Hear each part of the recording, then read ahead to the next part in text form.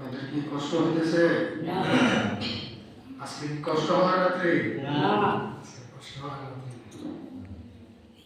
সালামের উত্তরটা সবাই দিতে হবে। রাসূল করিম সাল্লাল্লাহু আলাইহি ওয়াসাল্লাম ইরশাদ করেছেন, যে ব্যক্তি সালাম দিল সে 10টি নেকি পাবে। বলেন না সুবহানাল্লাহ। যে ব্যক্তি সালামের উত্তর দিল সে 90টি নেকি পাবে। বলেন না সুবহানাল্লাহ। এজন্য কেউ সালাম দিলে সালামের উত্তরটা সুন্দরভাবে দেওয়ার চেষ্টা করবেন এবং সুন্দরভাবে দিবেন। কারণ এখন সচরাচর দেখা যাচ্ছে ইসলামী জ্ঞান নাই, পরিবার বাচ্চাদেরকে এখন ডিজিটালে ঢুকিয়ে নিয়েছে। পৃথিবী যেমন দিন দিন ডিজিটাল হচ্ছে, মানুষের পিতামাতা এইভাবে ডিজিটালের দিকে ধাবিত করতেছে। ছেলেকে 5 বছর 6 বছর হলে, মেয়েকে 5 বছর বয়স হলে স্কুলে দিয়ে দেয়, বিভিন্ন ক্যাডার স্কুলে দিয়ে দেয়। ওইখানে গিয়ে তারা তাদের যে ইসলামিক কালচার, ওই ইসলামিক কালচারটা সে শিশুবেলা থেকে পায় না। এই জন্য সালাম দিন দিন এখন লোপ পাচ্ছে। এটা একটা কিয়ামতের আলামত। এই জন্য সালামের প্রচার প্রসার করতে হবে, একে অপরকে সালাম দিতে হবে। একজন আপনাকে সালাম দিল, সালামের উত্তরটা সুন্দরভাবে দিবেন। কারণ সালামের উত্তর দিলে লাভ কার সালামের উত্তর দিলে নিজে। আল্লাহ তাআলা কতটুকু মহব্বত করেছেন, যে ব্যক্তি সালাম দেয় পূর্বে, আর যে ব্যক্তি উত্তর দেয় সে পায় 90 নেকি। বলেন না সুবহানাল্লাহ। এই জন্য বুঝতে হবে আমাদেরকে। আমি আবারও সালাম দিচ্ছি, আসসালামু আলাইকুম ওয়া রাহমাতুল্লাহি ওয়া বারাকাতুহু। আপনারা সবাই ভালো আছেন? সবাই খুশি তো? সবাই বরাত পেয়ে আমরা খুশি না মেজা? চেক প্রদান করা। ওই রাত্রি গত বছর আমাদের সাথে যারা ছিলেন এই সময় বরাতে, আজকে রাত্রি, আজকে আমরা যারা আছি, গত বছর যারা ছিলেন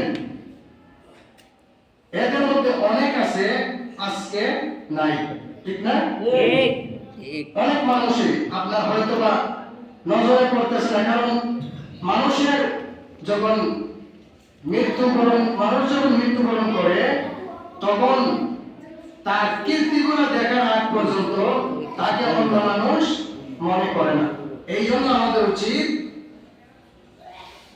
ভালো কাজ করা, এমন কাজ করা যে কাজের দ্বারা মানুষ আমাদেরকে স্মরণ করবে, যে কাজের দ্বারা মানুষ আমাদেরকে স্মরণ করবে, এরকম কাজ করা। কারণ মানুষ মারা যাওয়ার পরে স্বাভাবিক তাকে মানুষ মনে রাখে না।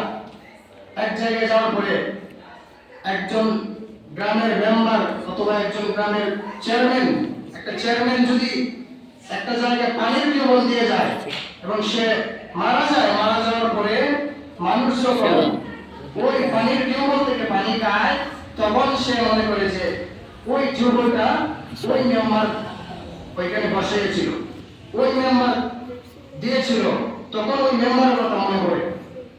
যখন ওই মেম্বারের কথা মনে পড়ে, আল্লাহ তাআলা বলেন, ওই যে আপনি মেম্বারের কথা স্মরণ করলেন এবং আপনি যে মেম্বারকে উদ্দেশ্য করে বলেন, মেম্বারের কথা যে একজন মানুষ স্মরণ করলো, মেম্বারের কথা যে একজন মানুষ স্মরণ করলো, ওই স্মরণ করার কারণে আল্লাহ পাক রব্বুল আলামিন তার কবরটা যা মাফ করে দিলেন। বলেন না সুবহানাল্লাহ। সুবহানাল্লাহ। এই জন্য আমরা ভাগ্যবান। আজকে আমরা সবে বরাত পেয়েছি। আল্লাহ পাক রব্বুল আলামিন আমাদের সকলকে রাত্রিভর ইবাদত করার মতো তৌফিক দান করুন। সবাই বলেন আমিন।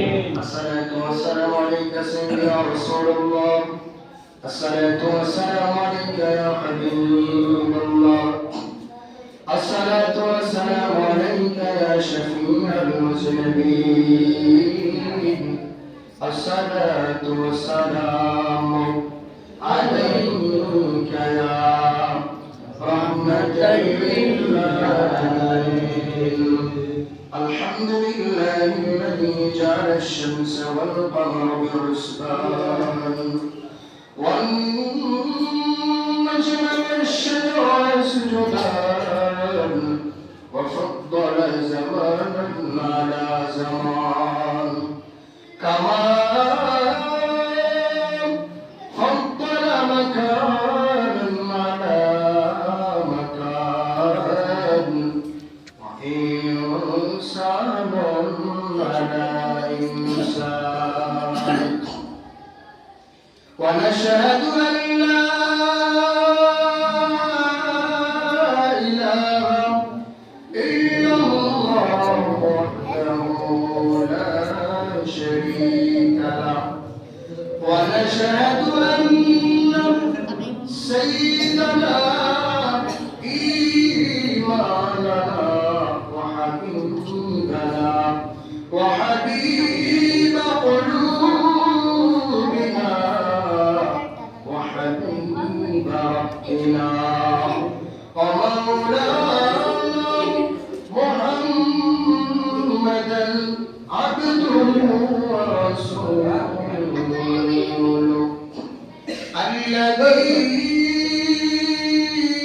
الذي أرسل إلى الناس كافة بشيرا ونذيرا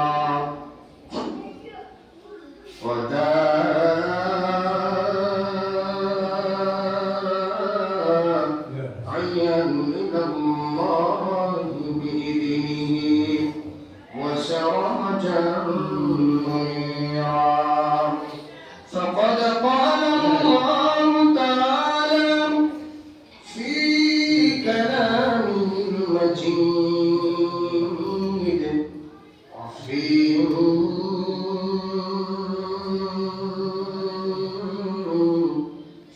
فرقانه الحميد شكر يا مرشد محبة قرآن أعوذ بالله من الشيطان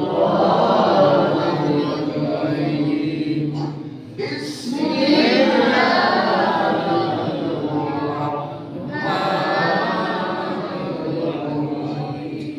إنا أنزلناه في ليلة مباركة وقال النبي صلى الله عليه وسلم في الحديث الشريف فيغفر لمن يشاء فيغفر لجميع الخلق فيغفر لجميع الخلق إلا مشركا أو مشابه بارك الله لنا ولكم في القرآن العظيم ونفعنا وإياكم بالآيات والذكر الحكيم ما كان محمد أبا أحد من رجالكم ولكن رسول الله وخاتم النبيين وكان الله بكل شيء عليما إن الله وملائكته يصلون على النبي يا أيها الذين آمنوا صلوا عليه وسلموا تسليما اللهم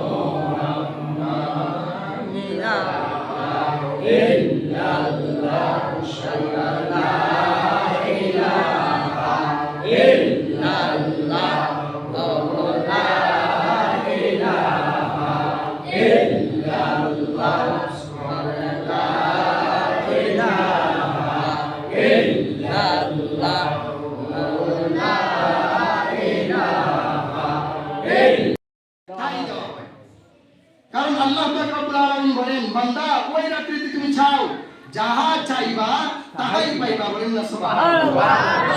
একটা রাত্রি আমরা কি ওই রাত্রি পেয়ে ভাগ্যবান? আমরা কি ভাগ্যবান? আমরা কি খুশি? ওই রাত্রিতে আমরা মসজিদে এসে আসতে পেরে খুশি না বেজার? হাজার হাজার হাজার হাজার বার যদি আমরা শুকরিয়া আদায় করি, লক্ষ লক্ষ বার যদি শুকরিয়া আদায় করি, তাও ওই রাত্রির শুকরিয়া আদায় হবে না। সুবহানাল্লাহ। একটা জীবনের চাইতে ওই রাত্রির দাম বেশি, হাজার হাজার জীবনের চাইতে ওই রাত্রির দাম বেশি। সুবহানাল্লাহ। সারা জীবনে যদি নবী পাক মায়ার নবী রাহমাতুল্লিল আলামিন ডাক দিয়ে বলেন, আমার মায়ার উম্মতের, আমার মায়ের উম্মতের যদি তার জীবনে একবার সবে বরাত পায়, একবার যদি লাইলাতুল বরাত পায়, একবার যদি লাইলাতুল কদর পায়, ওই রাতটাকে যেন সে ইবাদতে কাটিয়ে দিয়ে বলেন না সুবহানাল্লাহ। ওই রাত্রিটাই আল্লাহ পাক রব্বুল আলামিন দিয়েছেন ইবাদতে কাটার জন্য। ওই রাত্রিটাকে এমন একটা রাত্রি বানিয়েছেন আল্লাহ পাক রব্বুল আলামিন, আল্লাহ পাক রব্বুল আলামিনের বান্দার জীবনের সমস্ত গুনাহ কাট করে পবিত্র করে নিয়ে রমজান মাসে প্রবেশ করেন। বলেন রব্বুল আলামিন বলেন, ও আমার বান্দা, ও আমার বান্দা, তোমাকে আমি লাইলাতুল বরাতে maaf করে দিয়ে তোমাকে পবিত্র করে রমজানে প্রবেশ করিয়েছি। রমজানে তোমার কোনো গুনাহ নাই, রমজানে তোমার কোনো গুনাহ নাই, রমজানে তোমার কোনো গুনাহ নাই। রমজান মাসের রোজা রাখবা, রমজান মাসের রোজা রাখবা। কিয়ামতের ময়দানে রমজান মাসের রোজার বদলা আমি নিজে খোদা দান করব। বলে আল্লাহ পাক রব্বুল আলামিন রোজার পুরস্কার নিজে দান করবে, নিজ হাতে। বলেন না সুবহানাল্লাহ। জান্নাতের মধ্যে আল্লাহ পাক রব্বুল আলামিন যখন দিদার দিবেন, জান্নাতের মধ্যে সবচেয়ে বড় নিয়ামত হচ্ছে আল্লাহ পাক রব্বুল আলামিনের দিদার। বলেন না সুবহানাল্লাহ। যে মুসা নবী তুর পাহাড়ে গিয়ে আল্লাহ পাক রব্বুল আলামিনকে দেখার জন্য আবেদন করেছিলেন, আল্লাহ পাক রব্বুল আলামিনকে দেখার জন্য আবেদন করেছিলেন, আল্লাহ পাক রব্বুল আলামিন বলেছিলেন, না তুমি আমাকে দেখতে পারবে না। তবুও মুসা নবী বলে, আমি দেখবো আল্লাহ, আমি আল্লাহকে দেখবো।